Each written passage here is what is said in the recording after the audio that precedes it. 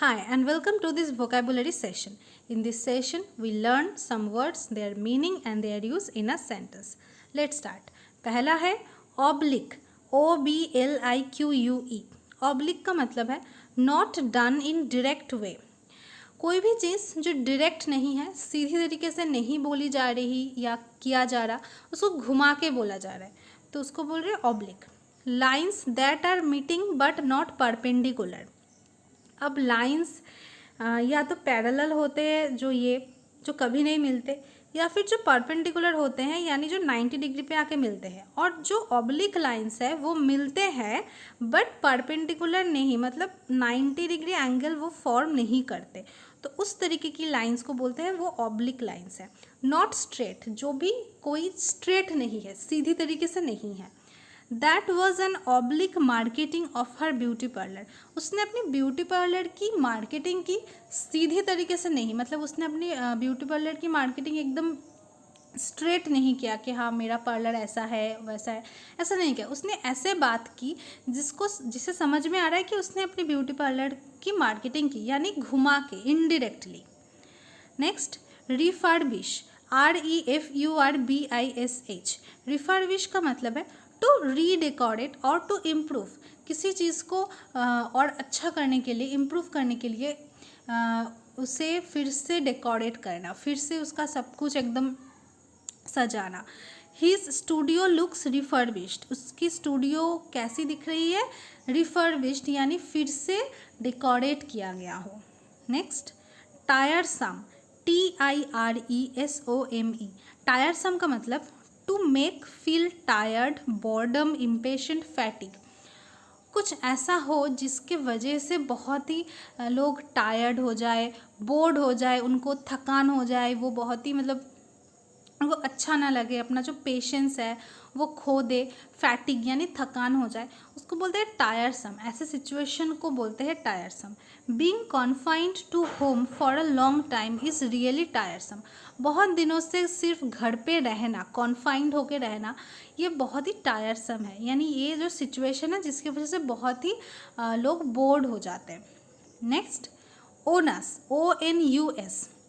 इसका मतलब है ड्यूटी, रिस्पॉन्सिबिलिटी, बर्डन. किसी चीज़ का रिस्पॉन्सिबिलिटी होना, दायित्व होना, ड्यूटी होना कि ये चीज़ उसे ही करनी होगी, ये उसका ओनस है, यानी ये उसका रिस्पॉन्सिबिलिटी है. या बर्डन होना किसी चीज़ का कि ये उसका एक बर्डन है, मतलब ये उसे ही करनी होगी, बर्डन होना, इसको बोलते हैं onus. She came forward to share my onus to complete the task. उस टास्क को कंप्लीट करने का ओनस यानी जो भार था वो मुझ पे था, पर उसने आके मेरे साथ ये जो मेरी रिस्पॉन्सिबिलिटी है वो शेयर किया. Next, conquer, CONQUER. कॉन्क्योर का मतलब है to win, to have control over, to defeat.